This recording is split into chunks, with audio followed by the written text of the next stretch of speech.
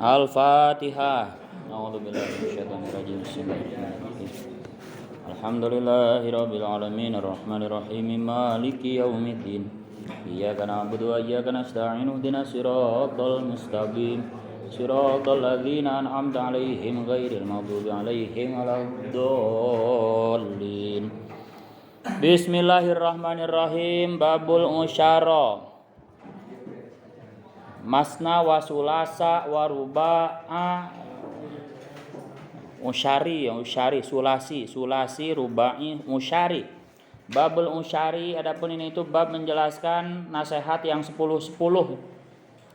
Kalau tadi di awal 3 perkara, yang kemarin 9 perkara, ya sekarang 10 perkara. Wa fihi, dan itu di dalam bab usyari. Tis'un, adapun 9, wa isyruna dan 20, apanya mau'idhatan nasihatnya, ihda asyrata, adapun 11 itu akhbarun merupakan hadis, wal baqiyatu, adapun sisanya itu asarun kalam sahabat dan tabi'in. Al maqalatu, adapun nasihat al ula yang pertama itu qala, bersabda siapa Rasulullah sallallahu alaihi wasallam, alaikum, tetaplah kalian bisiwaki, dengan memakai siwak, sikat gigi kalau sekarang. Ilzamu, tegasnya tetaplah kalian hu kepada siwak, fi kulli waqtin, di setiap waktu, wa fi kulli halin, dan di setiap keadaan. Jadi sering-seringlah membersihkan gigi. Fa inna fihi, karena sungguhnya itu di dalam siwak, asyra khisalin, adapun 10 perkara mahmudatin yang terpuji. Mahmudatin yang terpuji.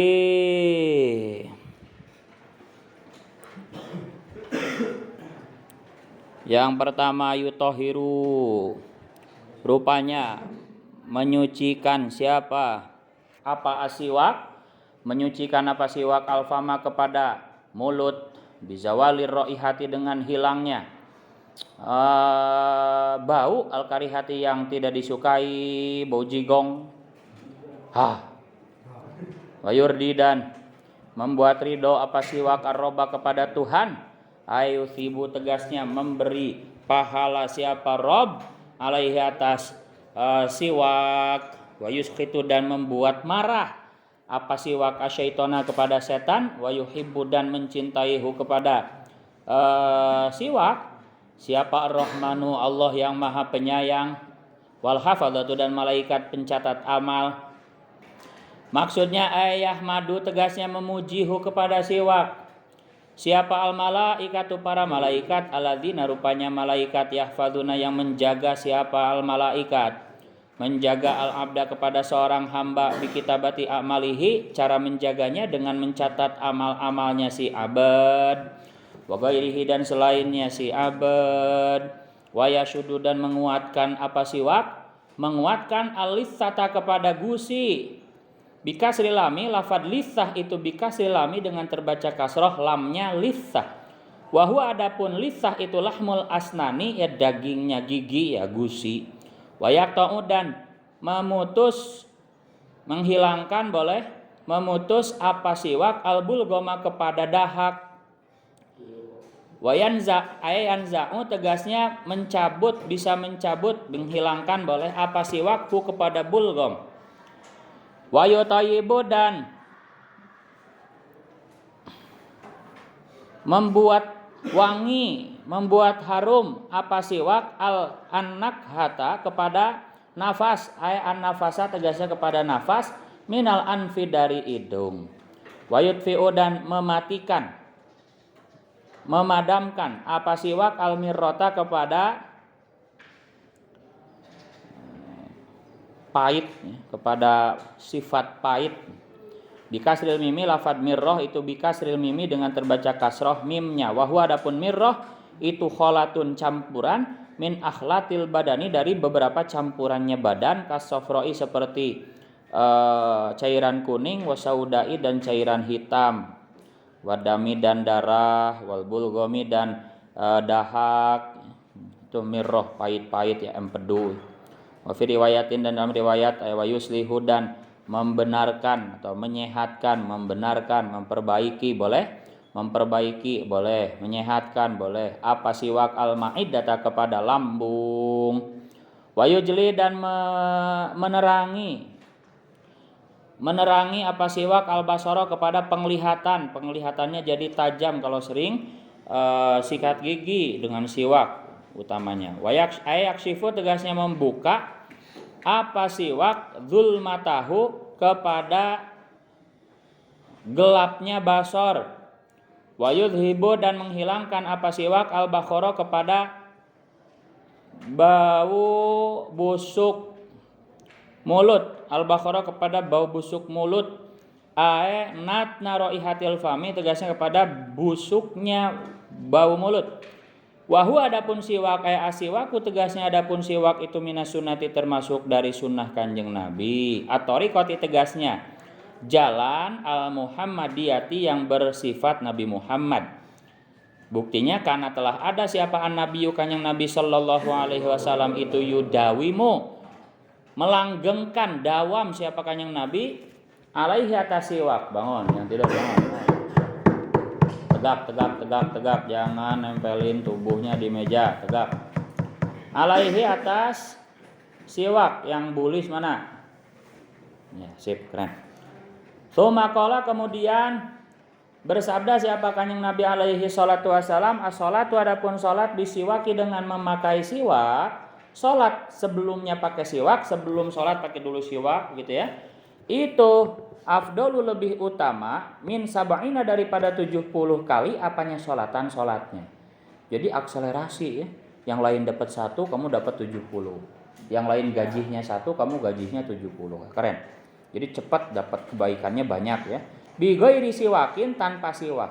Salat pakai siwak lebih baik daripada 70 kali salat daripada gak pakai siwak. Tapi bukan berarti ini pentingnya ngaji harus ada gurunya ya. Bukan berarti ketika sholat sudah pakai siwak gak usah sholat 70 kali, bukan. Ya, ini maksudnya keutamaannya. Paham ya? Paham, bagus pakai siwak. Iya, orang mah kudu sholat 70 kali sholat, libur sholat bagus pakai siwak. Nah, itu pemahaman yang salah. Wahada adapun hadis ini itulah ya dulu tidak menunjukkan apa hadza ala afdoliyati siwaki atas lebih utamanya siwak alal jamaati atas sholat berjamaah. Jadi hadis yang ini tidak menunjukkan bahwa siwak lebih utama daripada berjamaah. Enggak sesuai munfarid ya, karena dengan siwak itu kan 70 lebih baik daripada 70 sholat, sedangkan sholat jamaah cuma 27 ya. Tidak seperti itu ya. Alati rupanya jamaah ya yang adapun jamaah itu bisa bain dengan 7 derajat wa isyrina dan 27. Kenapa? Li anna darajatan karena sungguhnya 1 derajat min hadhihi dari ini jamaah sab'in wa isyrina 27 itu qad ta'dilu terkadang bisa membandingi menyamai apa darajat kasiran kepada banyak min tilka sab'ina dari 70 salat tersebut. Mana tadi spidol? Jangan dipahami pakai siwak lebih utama daripada 70 kali sholat. Ini lebih utama daripada sholat berjamaah yang cuma 27. Pakai siwak ini lebih utama 70. Jamaah ini 20. Jangan dipahami siwak lebih utama daripada jamaah, salah. Tapi pemahaman yang benar, tuntunan dari ahlinya seorang ulama Syekh Nawawi Al-Bantani menjelaskan justru harus memahami pemahaman yang benar adalah 1 dari 27 berarti sisa 26, satunya saja ini udah lebih besar daripada 70. Paham gak? Jadi bukan berarti 70 ini lebih besar daripada 27, bukan, tapi 1 dari 27 ini sisa 26 ini yang satunya aja udah lebih besar daripada 70. Paham ya? Jadi tetap sholat jamaah lebih besar. Berarti kalau dibandingkan ya mending jamaah mending siwak ya, mending jamaah karena satunya udah lebih besar daripada 70. Artinya berarti jamaah itu seperti 70 kali 27. Betul ya? Itu kalau bandingan yang benar seperti itu, pemahaman yang benar seperti itu. Dah, itulah pemahaman yang benar. Apalagi memahaminya waktu kudu sholat libur 70 kali sholat ya salah besar. neraka. Salat itu wajib ya. Ini hanya menjelaskan keutamaan pakai siwak plus pakai siwak. Qad ta'dilu kasiran mintil kasabina wal maqalatu adapun nasihat asaniyatu yang kedua itu qala berkata siapa Abu Bakrin Siddiq radhiyallahu anhu min abdin tidaklah adapun seorang hamba rozaqah yang memberi rizkihu kepada si abdin siapa Allah asyra khisalin kepada 10 perkara itu illa waqad naja melainkan hanya telah selamat siapa si abdin minal afati dari beberapa cobaan wal ahati dan sama ya kesulitan kulliha ya semuanya afat dan ahad wal ahatu adapun lafad ahad itu atfun atof muradifun yang menyamai maknanya atau yang sinonim jadi atof muradif itu atof sinonim paham nggak atof sinonim itu ya atof tapi maknanya sama hanya sinonim saja artinya di situ kan begini perhatian afat minal afati wal ahati afat itu bencana, ahad juga sinonimnya, begitu. Paham nggak? Jadi sinonim saja, sama, artinya sama bencana. Itu namanya atfun muradif. Wahi adapun ahad, fil asli dalam asal bahasanya itu ma perkara yufsidu yang merusak apa ma azzar'a kepada tumbuhan. Secara bahasa ahad itu bencana yang merusak tumbuhan ya hama, begitu ya. Wasara dan menjadi siapa sih abad menjadi itu fi darajatil muqarrabina dimasukkan ke dalam derajatnya orang-orang yang didekatkan minallahi kepada Allah taala. Wanala dan akan mendapatkan siapa si abad itu si hamba darajatal muttaqina kepada derajatnya orang-orang yang bertakwa. Ai alladzina tegasnya orang-orang taraku yang meninggalkan siapa alladzina syahawatin nafsi kepada keinginan-keinginan hawa nafsu wajtanabu dan menjauhi siapa alladzina al-manhiyati kepada larangan-larangan Allah. Awaluha.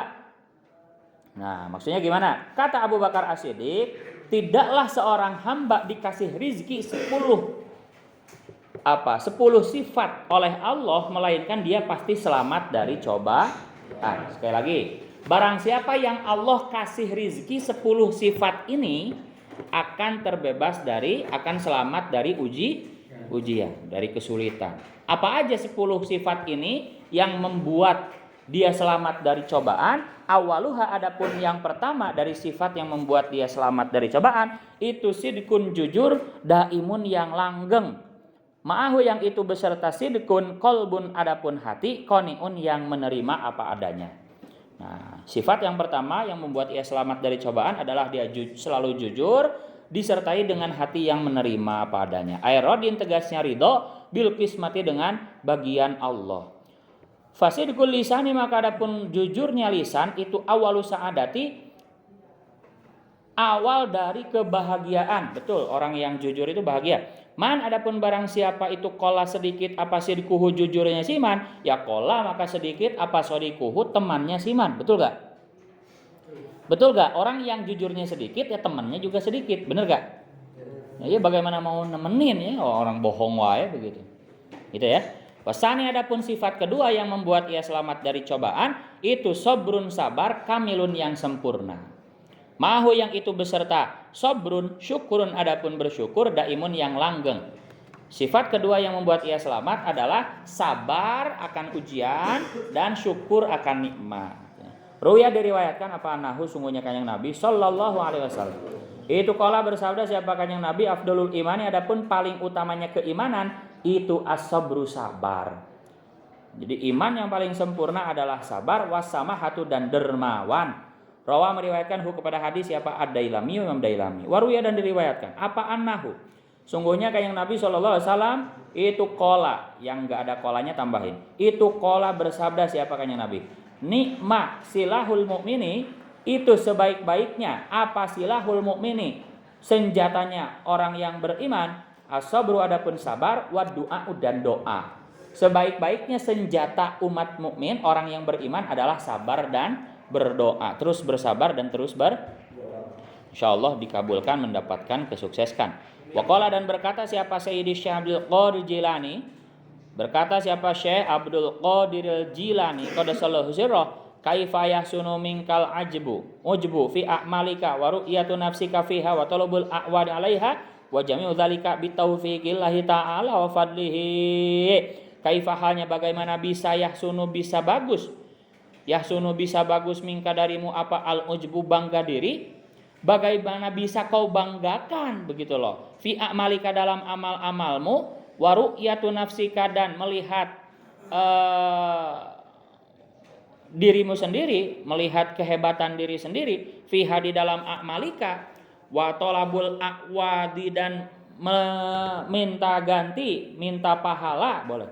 Alaiha atas a'mal, wa jami'u dzalika halnya adapun semua itu ujub a'malika itu, halnya adapun semua itu a'malika itu bitaufiqillahi dengan pertolongan Allah Ta'ala wa fadlihi dan anugerah Allah Ta'ala. Fa'in kunta dan jika ada siapa kamu itu tarokta meninggalkan siapa kamu al maksiata kepada maksiat fabi hifdhihi maka itu dengan penjagaan Allah aina itu di mana anta adapun kamu minasyukri dari mensyukuri ala dzalika atas itu fadlihi taufiqihi wa fadlihi ala dzalika atas itu taufiqihi wa fadlihi wa hifdhihi wal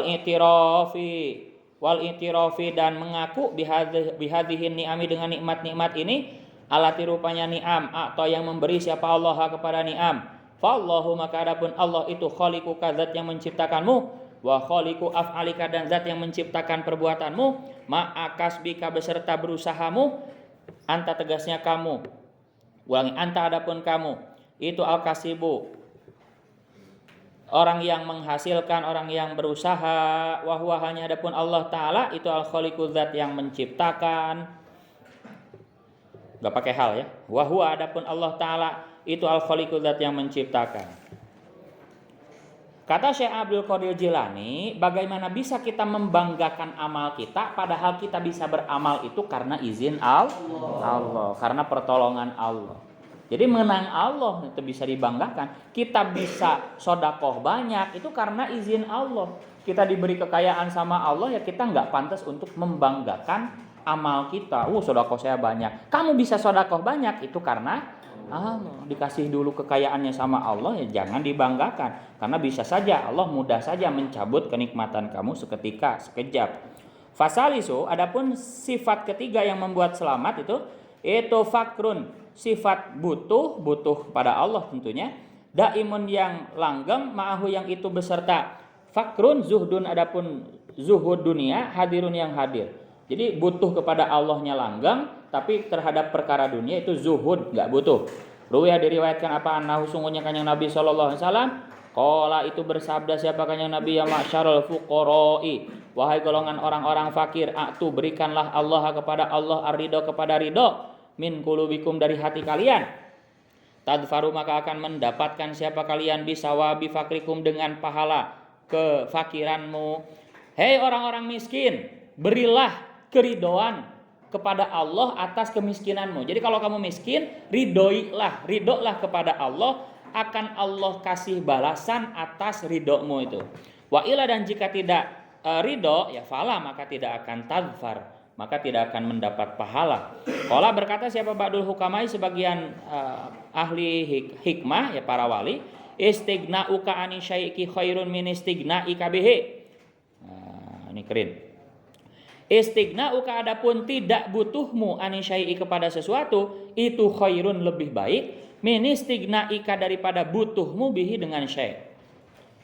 Tidak butuh akan sesuatu itu lebih baik daripada butuh, ya.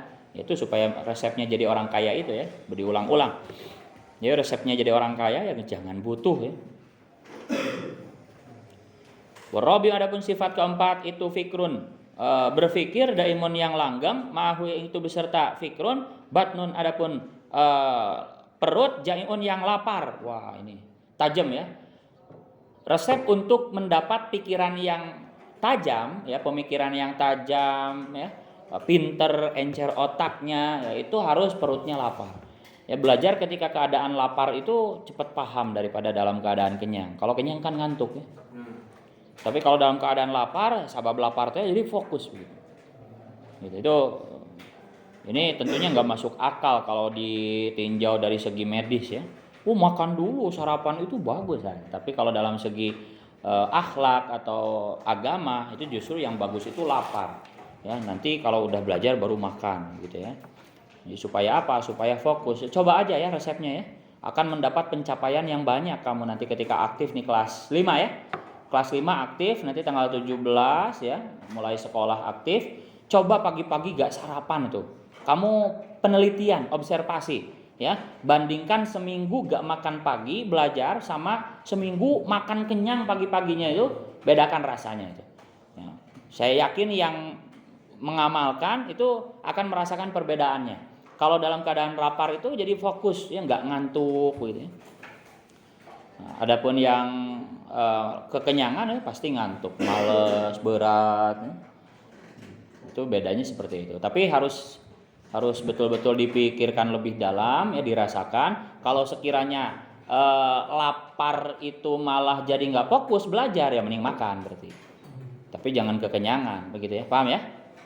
Dalam keadaan lapar malah terfokus asa ngeunaheun tuang ya, makan aja berarti ya, tapi jangan kekenyangan. Kalau kekenyangan pasti jeleknya itu ya. Dalam Burdah ya, Imam Busiri mengatakan farubba mahmasotin syarum minat tuhomi ya, wahsyadda sa isa fi syab'in wala wa nanti apa tadi farubba mahmasotin syarum minat tuhomi. Kadang-kadang lapar itu justru mendatangkan kejelekan. Jadi harus betul-betul dipikirkan. Ini lebih enak lapar atau lebih enak makan dulu. Itu yang penting membuat kita semangat. Ya, kalau makan bisa membuat kita semangat belajar, gak ngantuk, ya berarti keberkahan ada di makan dulu. Tapi kalau makan dulu malah ngantuk, malah males, malah gak sungguh-sungguh belajar, ya mending lapar dulu coba begitu. Jadi diobservasi sendiri ya. Dah, kemudian yudfi'ul mirroh, mana tadi? Baru yang keempat. Pikiran yang langgeng dan disertai dengan perut yang lapar. Ruya diriwayatkan apa anahu sungguhnya Kanjeng Nabi SAW itu kalau bersabda siapa Kanjeng Nabi, tafakkaru.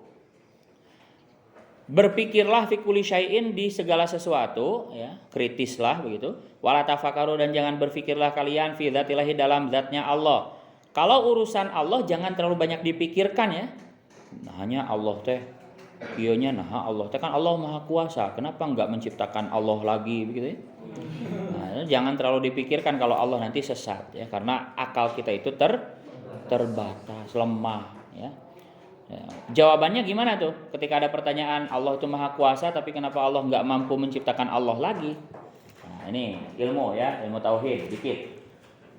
Dalam ilmu tauhid itu harus memahami hubungan kudroh itu. Hubungan sifat maha kuasanya Allah kudroh itu ya, ada yang mungkinat ya, mungkin, ada yang mustahil. Nggak mungkin, bukan nggak mungkin karena nggak mampu, karena memang nggak mungkin. Contoh begini, ketika saya mengatakan laki-laki perempuan ya, laki-laki kenapa nggak bisa head? Kenapa laki-laki nggak bisa head? Kenapa laki-laki nggak bisa melahirkan anak? Jawabannya sama, menanyakan kenapa Allah nggak bisa menciptakan Allah lagi, nggak mungkin, mustahil. Karena kalau ada Allah dua, ya akan saling berperang karena masing-masing mengklaim sama maha kuasa begitu. Dalam Al-Quran dikatakan laukana fil ardi alihatun lafasadata. Ya. Kalau di dunia, di alam semesta ini ada dua Tuhan, ya pasti akan rusak. Itu dalam Al-Quran ya, lafasadata, pasti akan rusak begitu. Yo, orang maha kuasa, orang yang maha kuasa, wah perang. Orang hayang anak kieu, orang hayang anak kieu. Jadi enggak mungkin ada dua Tuhan, itu enggak mungkin. Karena hubungannya itu enggak ada. Ke yang mustahil itu bukan nggak mampu, tapi nggak mungkin. Paham ya? Sebagaimana tadi ditanyakan kenapa laki-laki nggak bisa melahirkan, nggak bisa head. Ada hubungannya nggak dengan bisa gitu? Laki-laki bisa nggak? Ya bukan karena nggak mampu, karena nggak mungkin. Gitu. Pertanyaan selanjutnya, misalkan saya menanyakan kenapa manusia nggak bisa terbang? Gak mungkin bisa terbang. Paham ya? Nah maka hubungannya kudrohnya Allah itu ya gak bisa menciptakan Allah lagi ya, maksudnya gak mungkin, gak ada hubungan begitu. Seperti menanyakan kenapa tadi laki-laki gak bisa head begitu. Ya gak mungkin. Disebut gak bisa ya gak pantas juga karena yang laki-laki kan. Begitu ya. Jadi itu masuk akal ya. Itu dalil aklinya seperti itu. Dalil naklinya ya barusan laukana fil samawati wal ardi alihatun la fasadata. Pasti akan rusak. Maka urusan zat Allah jangan terlalu dipikirkan karena bukan karena gak bolehnya, tapi kalau dipaksakan melihat akal kita yang terbatas, nantinya sesat begitu. Fa inna baina samawati sab'i, karena sungguhnya itu di antara langit as-sabi'ati yang ketujuh, ila kursihi sampai dengan kursinya Allah sab'ala fi nurin ada 7.000 cahaya. Wa huwa adapun Allah itu fauqa dzalika ya lebih mulia daripada 7.000 cahaya itu. Wah ini susah ya kalau menjelaskan, ini lama ya, tapi bagus ini ya. Karena santai aja karena ilmu ini luar biasa ya buat kalian. Dan jarang ada yang menjelaskan ini ya, para ulama juga jarang ada yang menjelaskan ini. Pertanyaannya apa? Di sini dikatakan Allah itu fauqa dzalika, di atas 7.000 cahaya itu. Sedangkan Allah itu tidak mungkin punya arah. Allah itu tidak berarah. Munazzahun anil jihad. Allah itu tidak punya arah. Tapi kenapa kita kalau berdoa selalu menengadah ke atas? Kadang-kadang sering juga mendengar ungkapan tergantung yang di atas, terserah yang di atas. Naon, palapon, genteng. Tapi selalu kan kita mendengar ya, tergantung yang di atas aja, begitu. Paham ya? Nah, kenapa? Padahal secara keyakinan i'tiqad kita, Allah itu bersih dari utara, selatan, barat, timur. Ya. Kenapa? Allah itu apalagi tenggara ya, utara, timur laut, selatan, barat daya, barat gimana? Yang pramuka gimana? Timur, tenggara, selatan, barat daya, barat laut, utara, timur laut. Nah, begitu.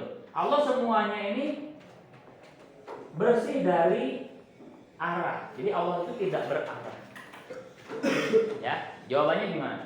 Tapi kenapa kita selalu berdoa menengadah ke atas? Ya, Imam Ghazali dalam Ihya Ulumuddin itu menjelaskan bahwa manusia itu butuh simbol. Manusia itu butuh simbol. Dan simbol keluhuran adalah arah mana? Simbol keluhuran, kemahakuasaan, itu arah mana? Arah atas. Jadi simbol saja kita menengadah ke atas itu adalah simbol keluhuran. Paham ya? Manusia itu butuh simbol, ya.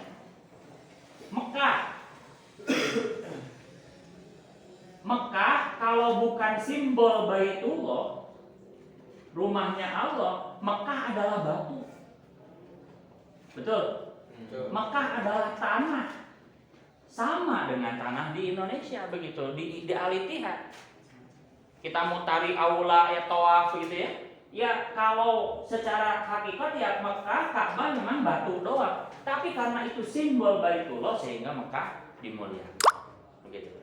Madinah hanya sekedar tanah, tapi di situ ada jasad Kanjeng Nabi, simbol kemuliaan. Maka Madinah jadi Al-Munawwarah. Kalau tanah ya sama dengan tanah di dunia manapun begitu. Paham ya? Lalu lebih dalamnya lagi. Jadi keluhuran atas itu ya adalah simbol keluhuran. Nah, lalu hubungannya bagaimana mungkin Allah ada di atas, ada di bawah, ada di kanan, ada di kiri, ada di barat, ada di timur. Sedangkan arah sendiri adalah baru adanya. Arah utara selatan itu baru. Bukan kodim, tahu kodim nggak? Bukan kodim, bukan ada dari dulu, bukan, tapi baru adanya. Bagaimana mungkin Allah yang kodim, yang ada sebelum kata ada aja ada, Sebelum apa-apa ada, Allah sudah ada. Bagaimana mungkin disematkan perkara baru kepada Allah yang Maha Qadim? Paham nggak? Arah itu baru. Kapan adanya arah? Arah itu baru. Dulu nggak ada arah. Sejak zaman ajali, apalagi sebelum Allah menciptakan makhluk seluruhnya, yang ada hanya Allah, nggak ada arah. Arah itu baru adanya kapan? Mulainya adanya arah setelah Allah menciptakan manusia. Setelah Allah menciptakan manusia, baru dikenal dengan arah.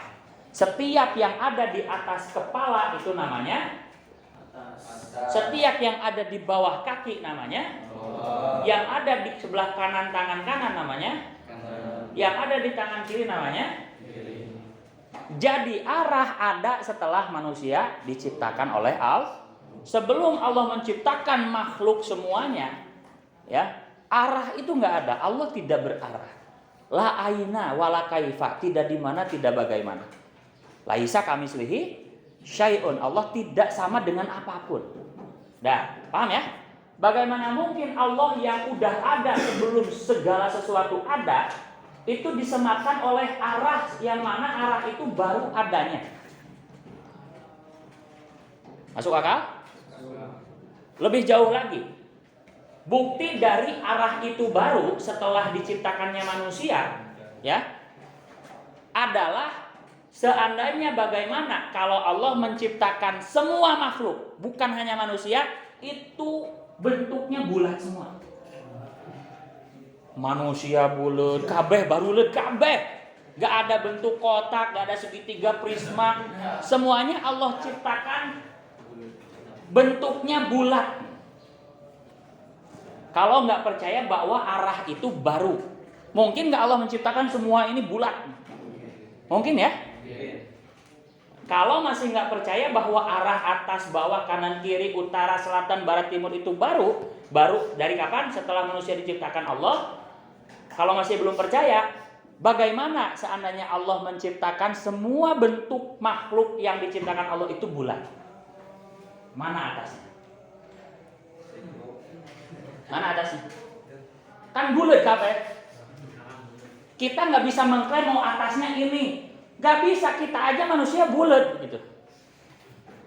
Kita bisa mengklaim mau atasnya ini ya karena kita manusia begitu. Wah, yang di atasnya kamu ditandaan ya pentilna ya luhurna. Nggak bisa ya. Mana atasnya ini kalau semua makhluk ini bulat semua? Mana atasnya? Ada. Kanannya mana?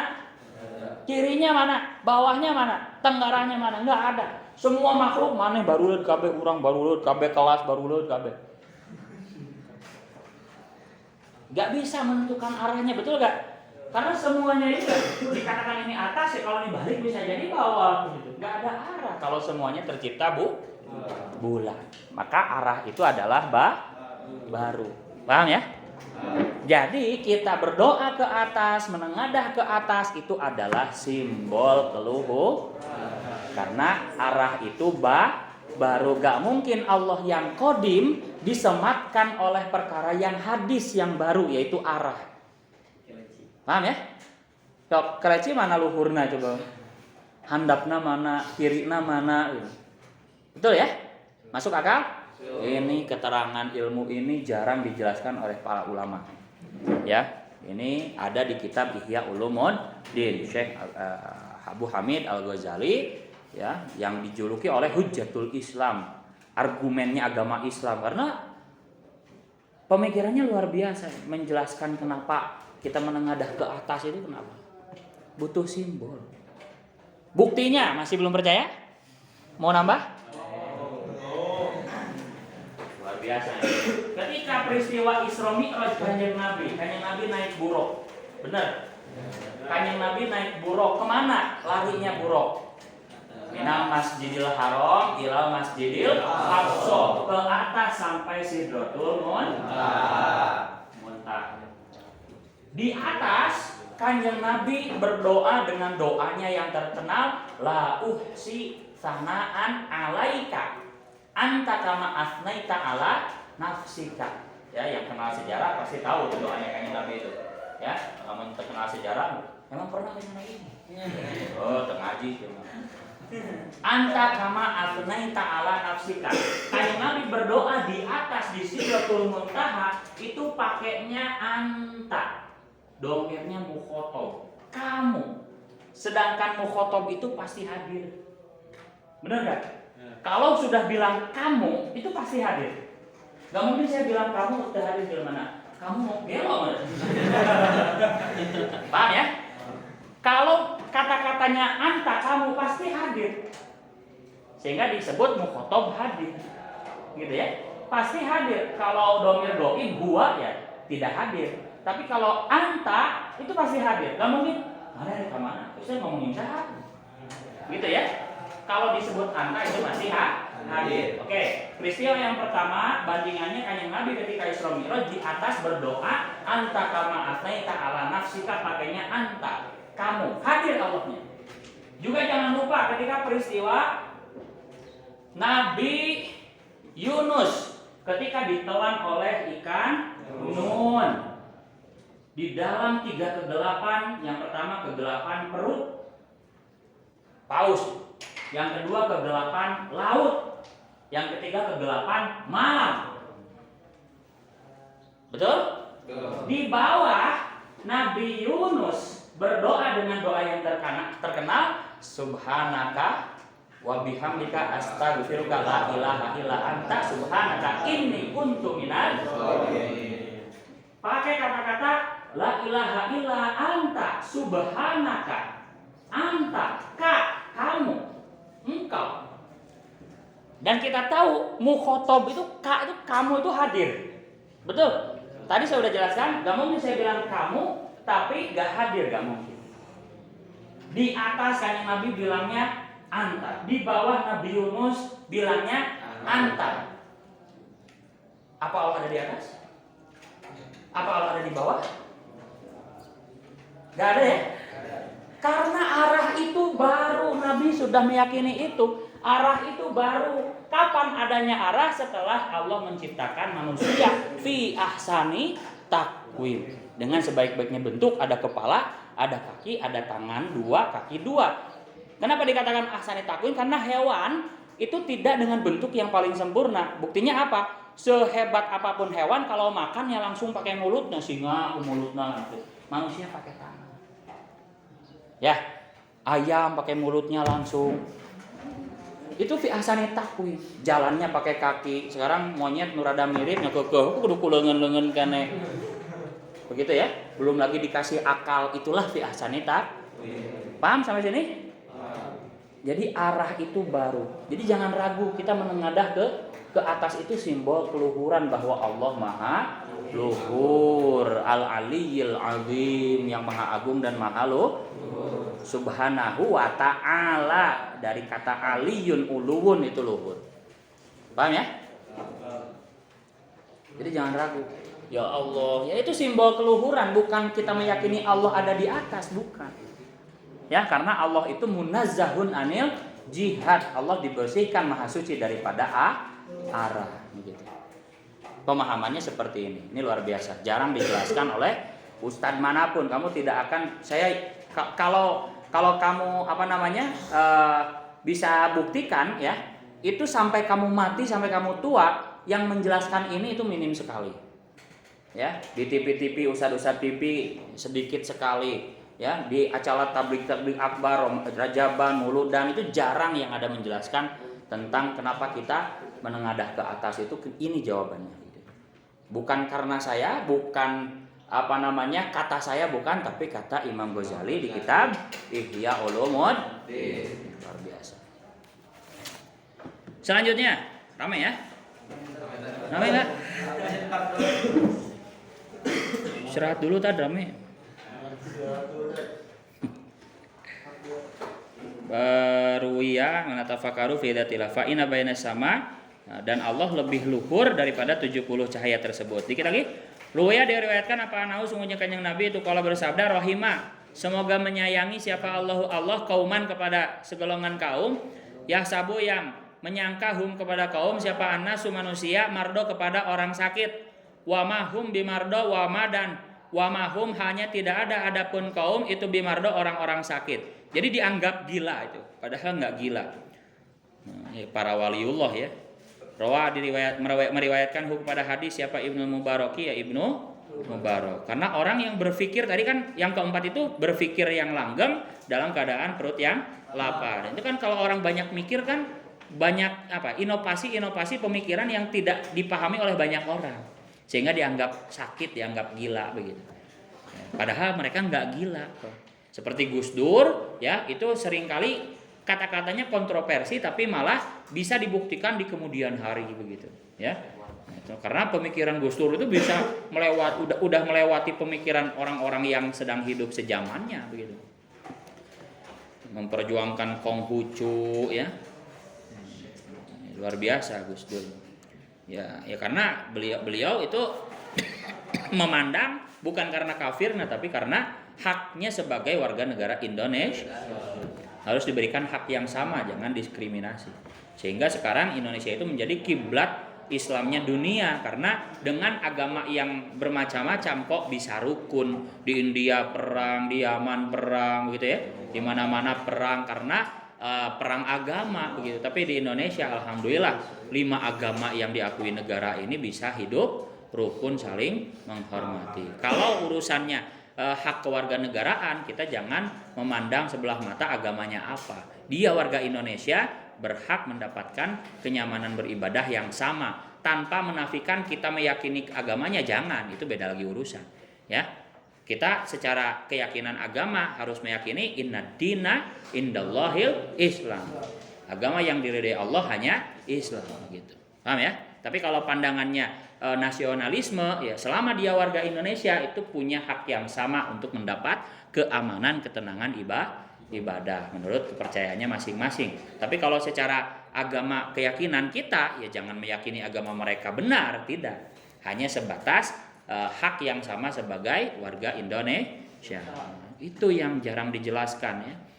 Makanya ngaji itu harus ada gurunya yang benar ya, di kitab kuning aslinya yang benar. Kalau enggak ya pemahamannya salah.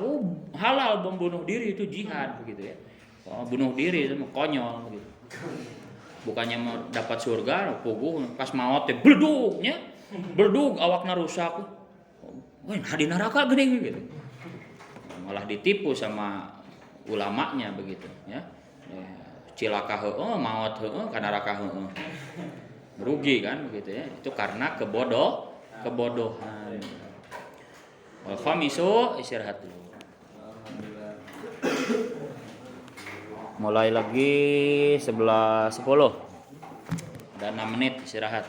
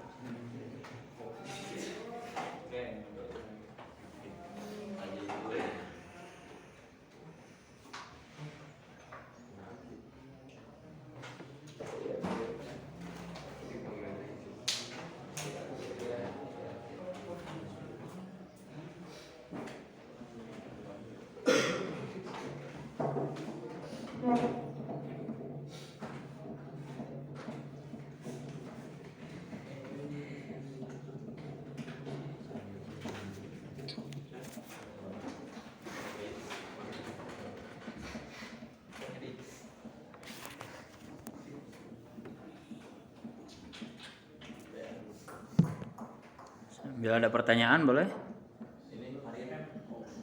Cok. Apa nanya apa boleh?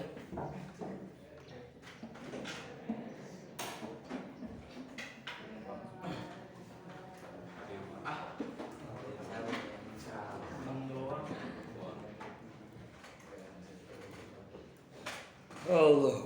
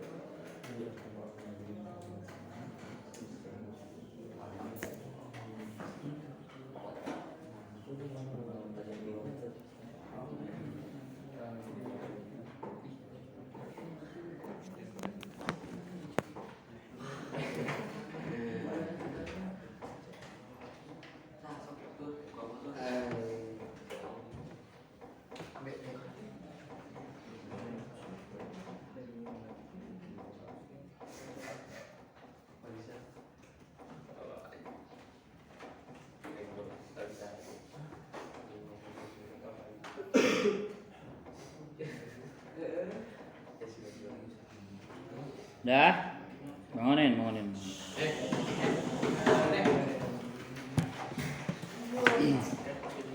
Logatnya agak cepat nih, sampai 10 ini beres. Kan tadi 10 sifat ya. Sampai 10 ini beres. Baru kita pulang.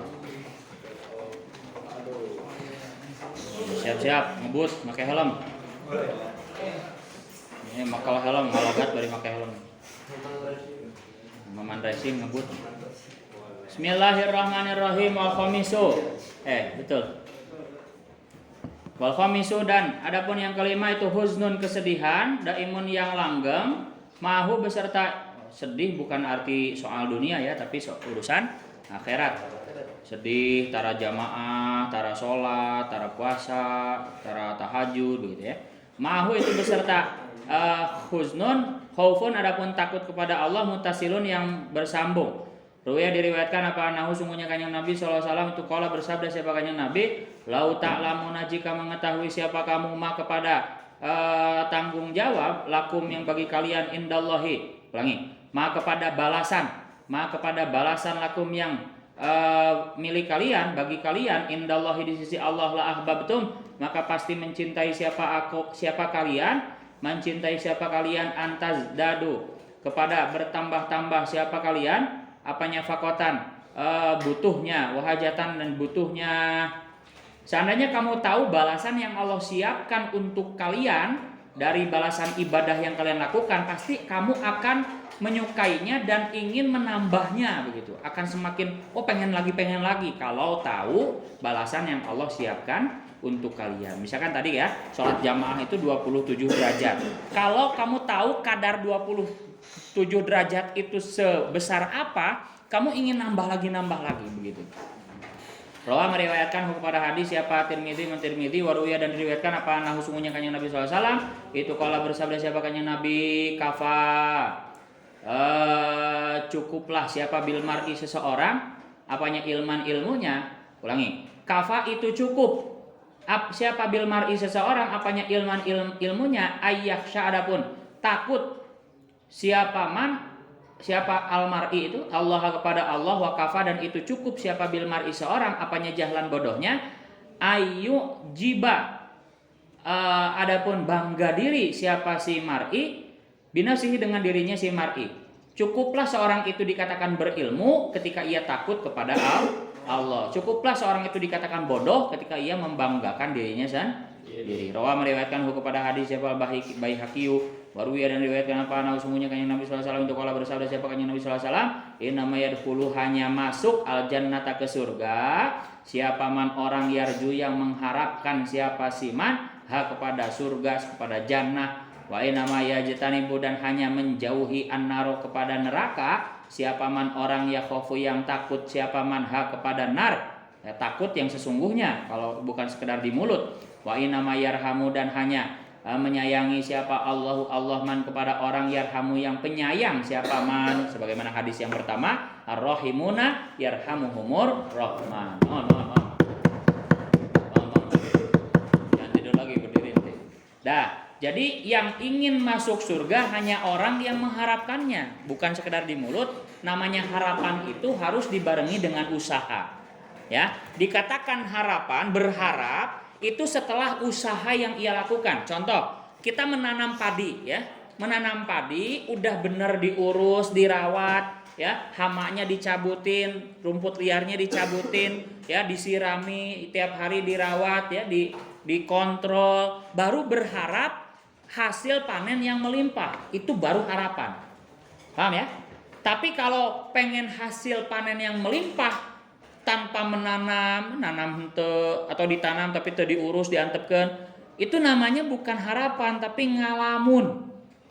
Paham ya? Disebut harapan itu ketika sudah berusaha kemudian berharap hasilnya bagus. Itu harapan. Tapi kalau tidak berusaha terus pengen kaya gawe henteu rebahan terus, sare terus begitu, tidak bekerja keras terus berharap pengen kaya ngalamun. Paham ya? Bangunin, tidur lagi berdiri nih. Berdiri dulu. Nah, contoh seperti orang pengen pinter, ya. Kalau setelah ia sungguh-sungguh belajar, di saat orang tidur dia bangun ke kelas baca buku, ngerjain soal, latihan soal, ngafalin pelajaran, gitu. Kemudian berharap dia pinter, itulah harapan. Tapi beda halnya ketika ngobrol wae, gibah wae, diajar henteu sare di kelas, terus berharap pengen pintar, ngalamun. Gitu ya. Jadi dikatakan harapan itu adalah setelah berusaha. Nah, maka orang yang masuk surga adalah orang yang mengharapkannya. Dengan arti ya setelah ia berusaha, ibadah yang sungguh-sungguh, patuh kepada Allah, menjauhi maksiat, berharap dimasukkan ke surga. Itu harapan. Tapi maksiat terus, ibadah tara, sholat hente, puasa Ramadan hente, terus pengen ke surga, ngalamun. Paham ya? Itu harapan itu harus disertai dengan usaha, begitu. Saya yakin semua orang ditanya, rek tukang mabok, rek tukang nusoleh, santri, kabeh mau masuk surga, mau masuk neraka, wawancara nih, Metro TV, gitu ya, atau apa ya, stasiun TV Indosiar, gitu ya. Mau masuk surga apa mau masuk neraka? Surga, mau surga neraka, surga. Setiap orang mulutnya pasti mau masuk surga, tapi amal perbuatanlah yang membuktikan. Begitu, paham ya? Nah, begitupun sama. Hanya orang yang takut kepada neraka yang menjauhi neraka. Ya, yang menjauhi neraka adalah hanya orang yang takut kepada neraka. Bukan sekedar di mulut, tapi namanya orang takut itu ya dijauhi betul-betul perbuatan-perbuatan yang menyebabkan masuk neraka. Begitu. Takut gak ke neraka? Oh, saya takut. Kamu takut? Oh, saya takut. Kamu takut? Iya, saya juga takut. Tapi perbuatannya lah yang membuktikan. Ongko takut tapi mabok wae. Itu sian berarti.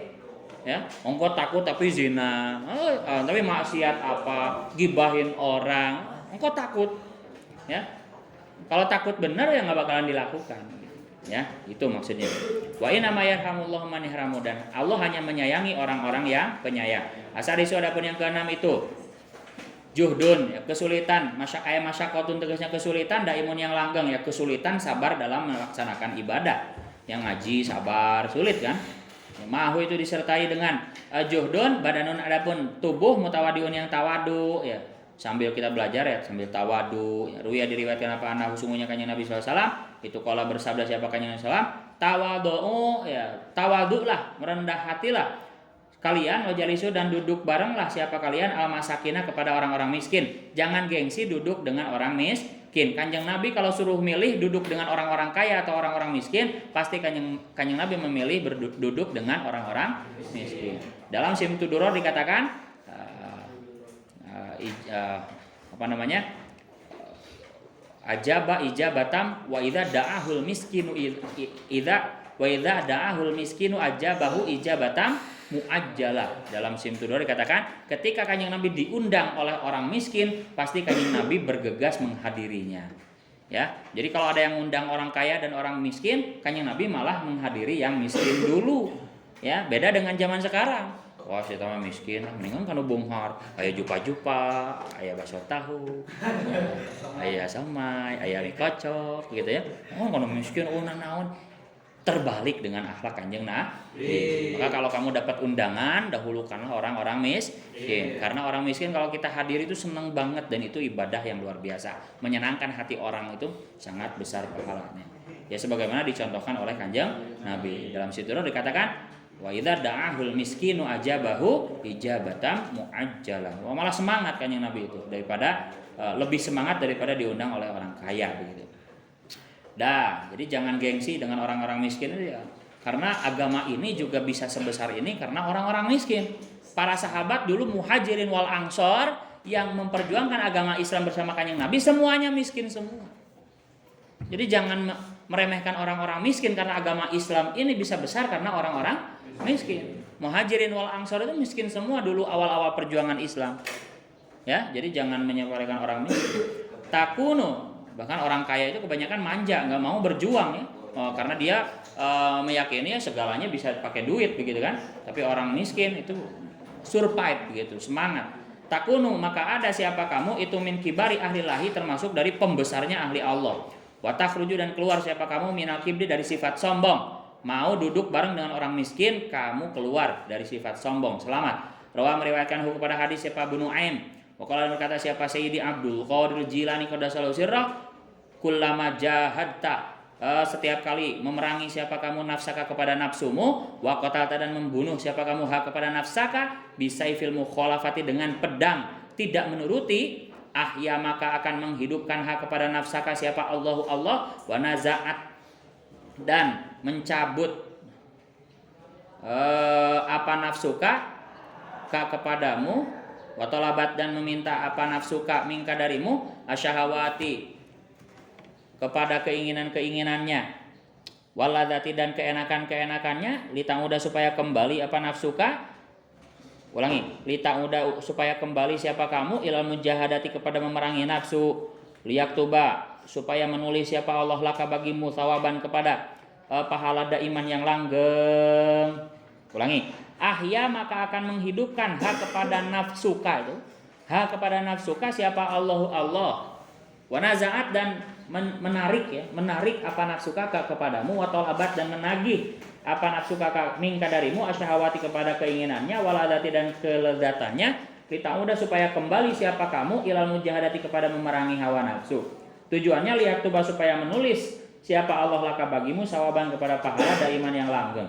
Wahwa, adapun arti dari ahyahallah itu makna qaulihi, arti dari firman Allah Ta'ala rupanya wa'bud rabbaka hatta ya'tiyakal yakin. Wa'bud, dan sembahlah rabbaka, kepada Tuhanmu, hatta ya'tiya, sehingga datangkah kepadamu apa al yakinu, mati.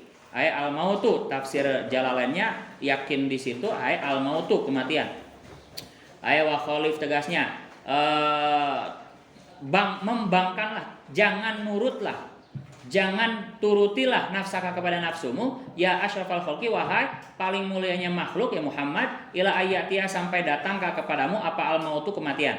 Wasumiat, dan dinamakan apa mukhalafatun nafsi, memerangi hawa nafsu, bil ibadati, dengan istilah ibadah, li anna nafsa, karena sungguhnya nafsu itu takba, tidak menginginkan ya, gak mau, merod apa nafsuha, kepada ibadah, wa turidu, dan menghendaki siapa nafsu, didaha, kepada sebaliknya ibadah. Jadi memerangi hawa nafsu itu dinilai ibadah karena nafsu gak mau ibadah begitu. Yang ketujuh, 3 lagi. Wasabi adapun yang ketujuh itu rifkun, kasih sayang, daimun yang langgeng, fi jamil af'ali tegasnya di seluruh pekerjaan ya. Kasih sayang dalam hal ini ya pelan-pelan, gak rusuh, dengan perasaan kerjanya, beramalnya. Mahu beserta itu rifkun daim, rohmun adapun kasih sayang, hadirun yang hadir. Wafil hadis dan itu dalam keterangan hadis, innama yarhamu hanya menyayangi siapa Allah min ibadihi dari hamba-hambanya Allah, aruhama kepada orang-orang yang penyayang.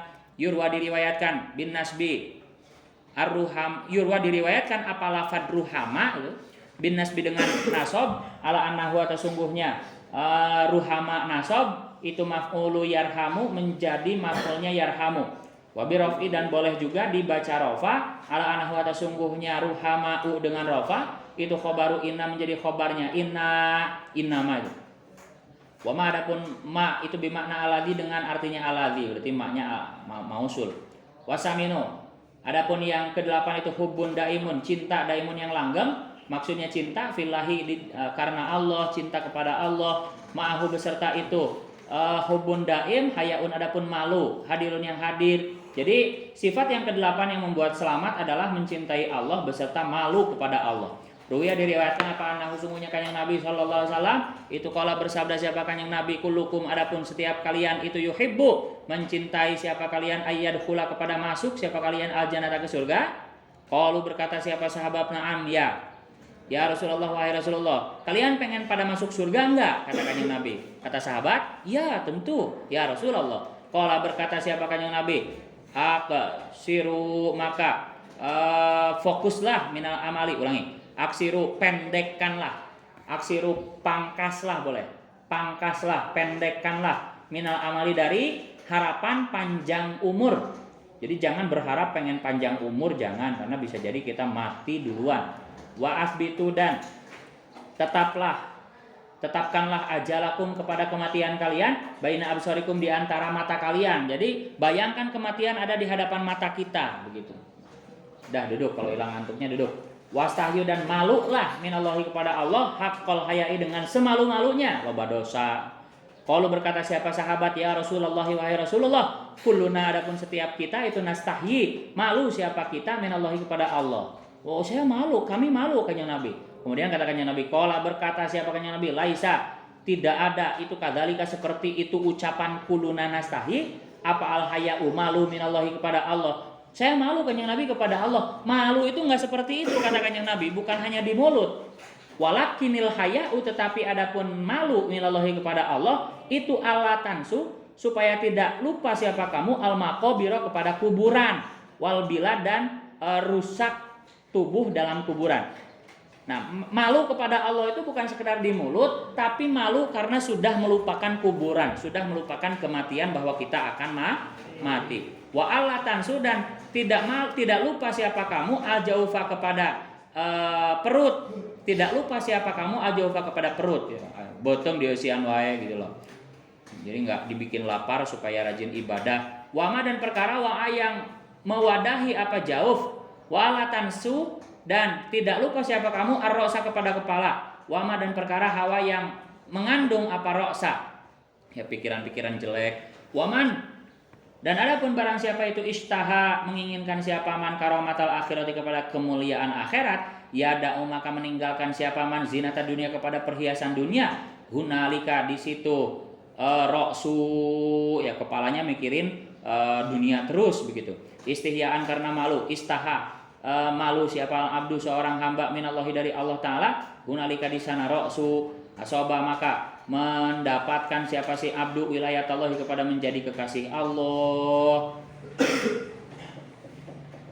Rawa meriwayatkan kepada hadis siapa Abu Nu'aim min Abu Nu'aim watasi'u dua lagi sabar watasi'u adapun yang ke-9 itu ilmu nafi'un yang bermanfaat ma'ahu beserta itu ilmu amalun adapun beramal mengamalkan daimun yang langgeng ilmu yang bermanfaat plus diamalkan secara terus menerus wafinus khotin dan itu dalam sebuah tulisan ma'ahu itu beserta ilmu hilmun adapun pemurah daimun yang langgeng yang murah hati.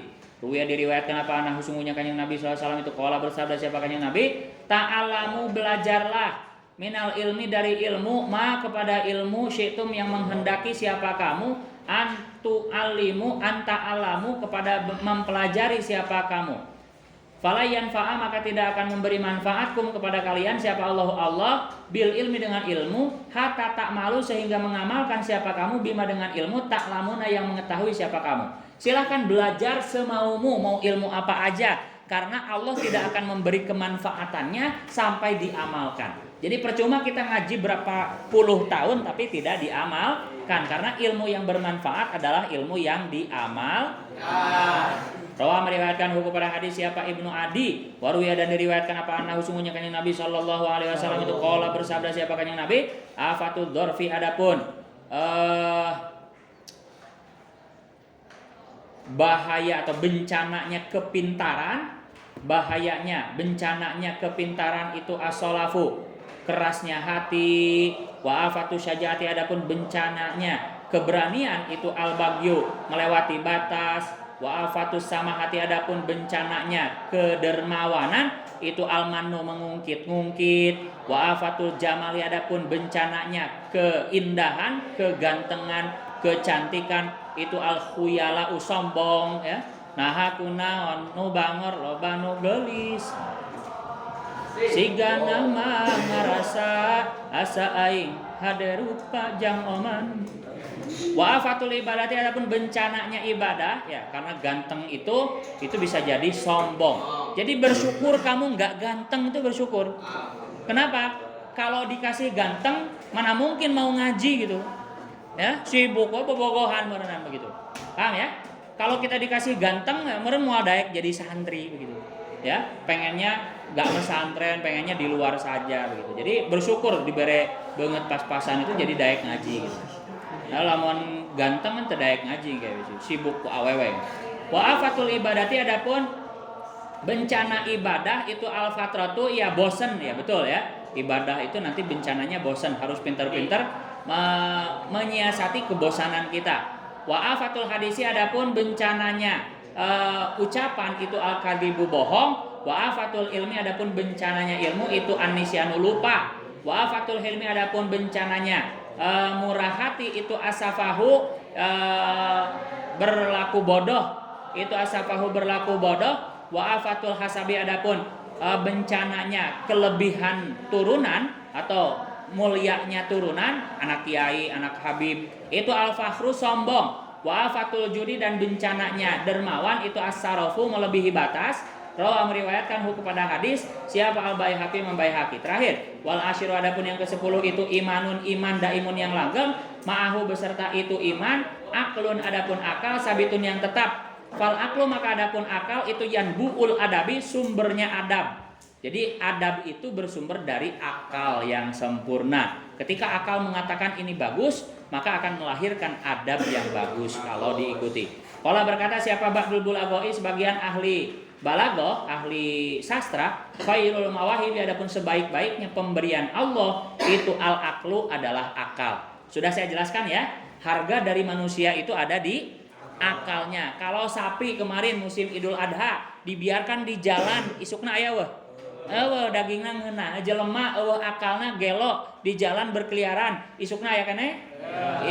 Bulan hareup nu daek ngampihan sabab tidak berharga. Harga dari manusia adalah akalnya. Jadi yang paling mahal itu akal pikiran kita. Percuma ganteng gelo saha nu daek jadi suamina begitunya. Siapa yang mau jadi istrinya begitu. Gelisnya bodas, gelo daek. Mau enggak? Ngompol di mana wae kan gelo kan.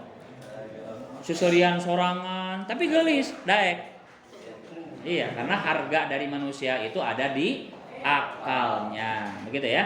Maka sebaik-baiknya pemberian Allah adalah akal. Wa syarrul masaibi adapun paling jeleknya musibah itu ajahlu kebodohan. Musibah terbesar adalah bodoh.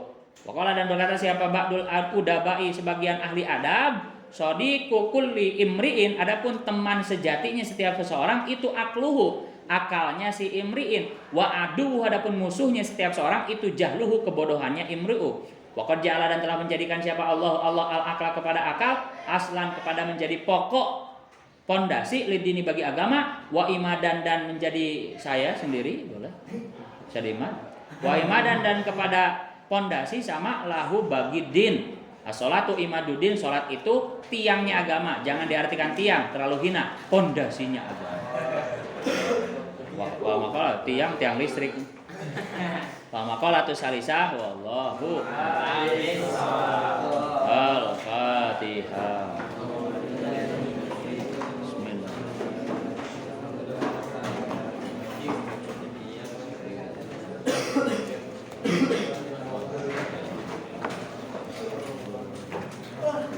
Dah, silakan pulang duluan.